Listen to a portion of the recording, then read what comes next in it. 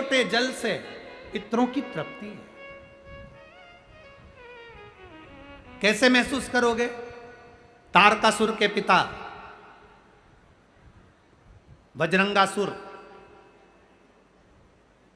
तारकासुर के पिता का नाम था बजरंगासुर।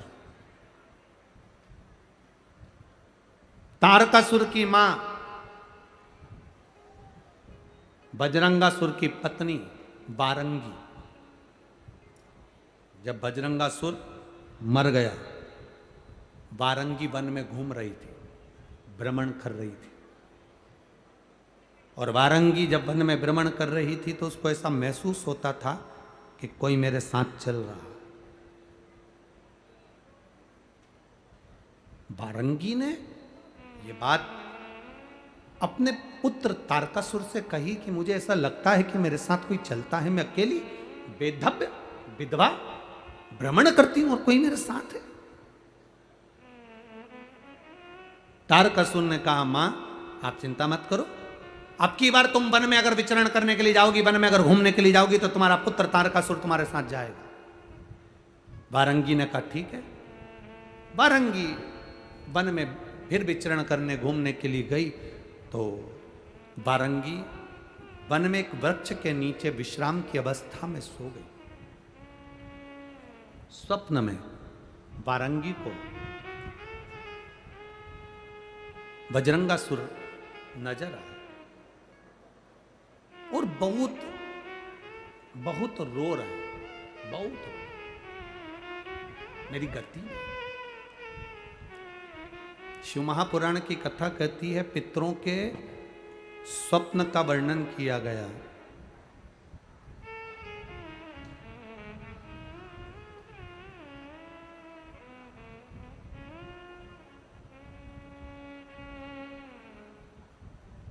शिव महापुराण में पितृ मरे हुए व्यक्ति जो चला गया, वो व्यक्ति तुम्हें रोता हुआ नजर आ रहा है तो समझ लेना कि घर में कोई व्याधि, कोई तकलीफ, कोई कष्ट आने वाला है। पितृ अगर रोते दिख रहे हैं तो व्याधि कष्ट आने वाला है। पितृ हंसते हुए नजर आ रहे हैं तो समझ लो कोई सुख की घड़ी हमारे यहां आने वाली। और पितृ स्वप्न में अगर कह रहे हैं कि मुझे भूख लग रही है, प्यास लग रही है, पानी पिला दो, भोजन करा दो, समझ लो घर में कोई बड़ी बीमारी प्रवेश करने वाली है। उस बीमारी का प्रवेश हमारे घर में हो रहा है। पितृ गए हुए जीव, पितृ घर में अगर भ्रमण करते नजर आ रहे हैं, पूरे घर में घूमते हुए नजर आ रहे हैं, छत पर, कमरे में, कक्ष पर, अपने परिंदे पर, रसोई घर में काम करते नजर आ रहे हैं, व्यापार में, व्यवसाय में पितृ भ्रमण करते, जो गया हुआ जीव है वो घूमता नजर आ रहा है, तो शिव महापुराण की कथा कहती है उस जीव को कुछ करने की जरूरत नहीं पड़ती। पितृ घूमते हुए जब नजर आते हैं, जब हमारे पितृलोक में आराम से निवास करते हैं और आनंद से रहते हैं। चार तरह के स्वप्न हैं, रोता हुआ देखना, हंसता हुआ देखना, भ्रमण करते हुए देखना, भूख और प्यास में व्याकुल देखना। इन चारों स्वप्न के लिए शिव महापुराण की कथा कहती है ये चार स्वप्न पितरों के। आप में से ऐसा नहीं कि कोई के सपने में नहीं आते। किसी को लगता है मेरे पीछे कोई आ रहा है, रात को एकदम सो रहे हो और सोते सोते भरचक नींद में सो रहे हो और एकदम तुम्हारी नींद झपट कर कोई स्वप्न देखते देखते या अचानक एकदम चटकार खुल जाए, समझ लेना कि कोई पितृ की कृपा आप पर हुई है, कोई अनहोनी होने वाली थी, इसलिए उसने जगा दिया, जगा कर तुमको चेता दिया। ये पितृ कृपा से जगा कर चेता दिया उसने, ये पूर्वजों की कृपा से, पितृ कृपा से होता। शिव महापुराण की कथा कहती है, मान लो अगर ये 4 स्वप्न, जैसे बारंगी कह रही है तारकासुर से, ए पुत्र तारकासुर, मुझे ये स्वप्न नजर आ रहा है, मैंने स्वप्न में पिता को रोते हुए जाना है, मैंने तुम्हारे पितरों को रोते हुए जाना है। तारकासुर कहते हैं, मां तू चिंता मत कर, अब तो मैं पूरे जितने लोक हैं, देवलोक, असुर लोक, दानव लोक, जितने भी लोक हैं, इंद्र लोक, बैकुंठ लोक, सबको मैं जीत लूंगा, अपना बना लूंगा। मेरे पिता की अगर गति नहीं हुई तो मैं किसी देवता की गति नहीं होने दूंगा। तब असुर तारकासुर को क्रोध आ गया। तारकासुर ने चारों तरफ आक्रमण करना प्रारंभ कर दिया। इंद्रलोक अपना बना लिया, देवलोक अपना बना लिया, पितृलोक, सारे लोकों पर तारकासुर ने अपना आधिपत्य स्थापित कर लिया। सारे लोकों पर आधिपत्य अपना कर। अब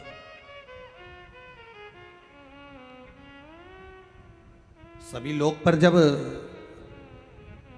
तारकासुर ने अपना आधिपत्य स्थापित कर लिया, तब आखिरी में तारकासुर एक ऋषिवर यज्ञ कर रहे थे। बारंगी के कहने पर तारकासुर उस ऋषि के पास चले गए। हाथ जोड़कर, तारकासुर ने अभी तक हाथ किसी के नहीं जोड़े थे, केवल वर चाहिए था तो ब्रह्मा जी के हाथ जोड़े थे, बाकी के किसी के नहीं जोड़े।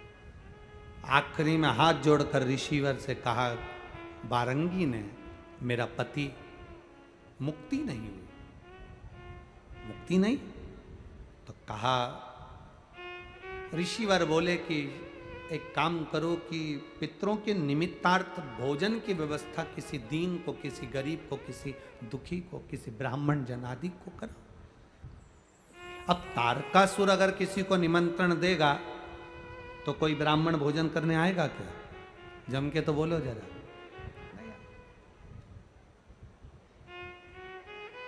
कहीं का डाकू जैसा स्वभाव वाला व्यक्ति किसी को खाना खाने बुला ले, ए महाराज,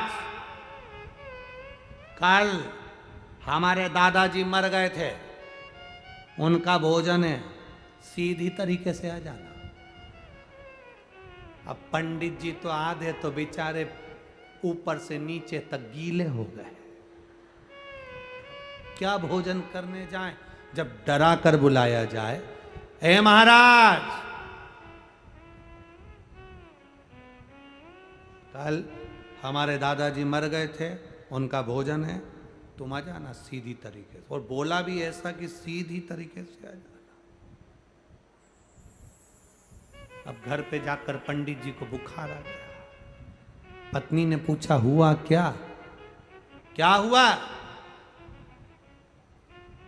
उसने बुलाया है, एक तो बोलता गंदा, ऊपर से अगर जरा सी भी गलती हो जाए तो मारने काटने दौड़ता। पत्नी बोली, तुम चिंता मत करो, और कंजूस इतना कि 1 रुपया तो छाती से छूट जाए, दूसरे का उठा के लिया आता। अब दुख इतना हो रहा है कि हम खाना खाने गए और हमारी धोती और कुर्ता भी ले लिया। तो पंडितायन ने कहा, तुम चिंता मत करो, तुम तो भोजन करने जाओ।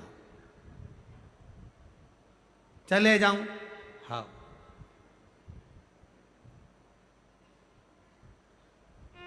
पक्का? पक्का।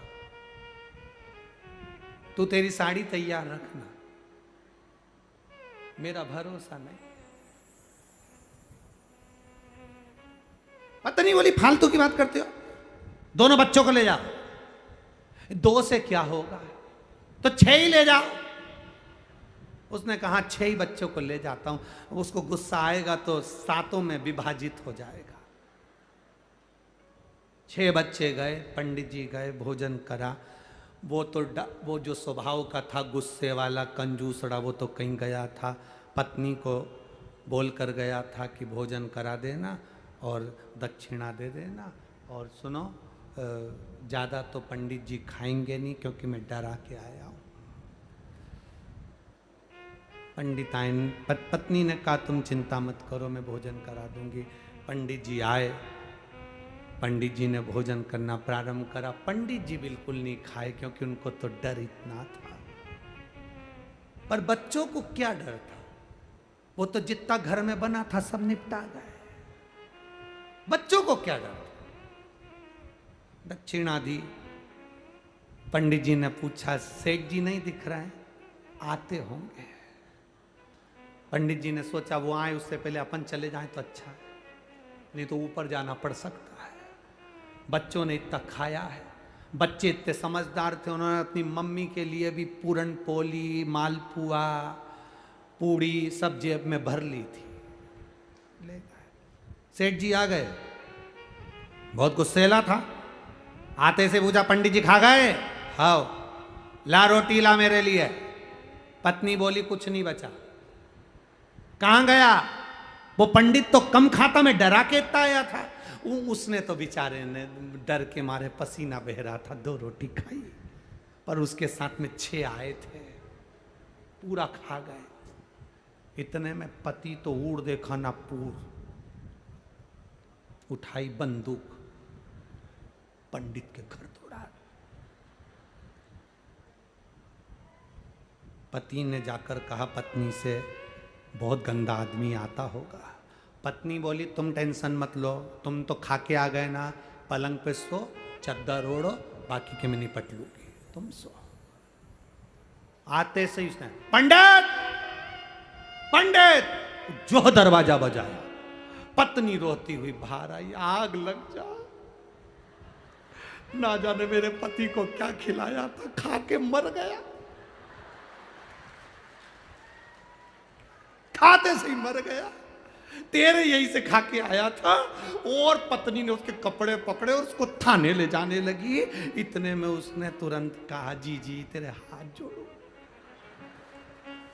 जेब में से कमाई करके लाया था 50,000 रुपए, ये रख ले, किसी से मत कहना, तेरे पाँव पड़ो तो किसी से मत कहना। इतने में पत्नी रोती हुई, चले जा मेरे घर से। उसने बंदूक जेब में रखी, चुपचाप अपने घर चले गया। पत्नी ने अपने पति से कहा, उठ जा, उठ जा, उठो। इसीलिए हमारे नियम में पंडित जी से पंडिताइन बहुत तेज होती है।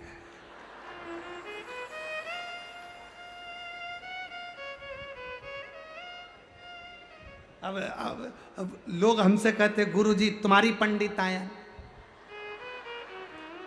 तो हम कहे आके देखो, तुम भी पधारो।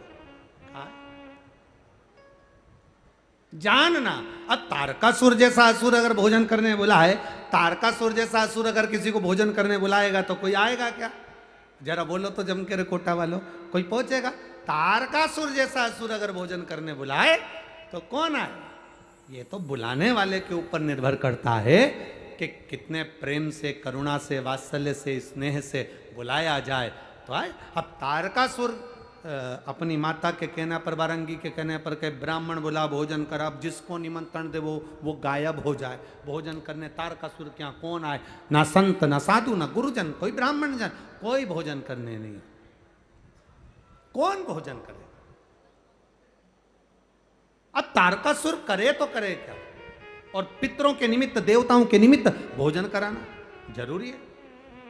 अपने पिता बजरंगासुर के लिए भोजन कराना जरूरी है, और उसको पितृलोक में स्थान दिलाना जरूरी है। तो करे क्या? कोई भोजन करने आए? महाराज बड़ा कठिन।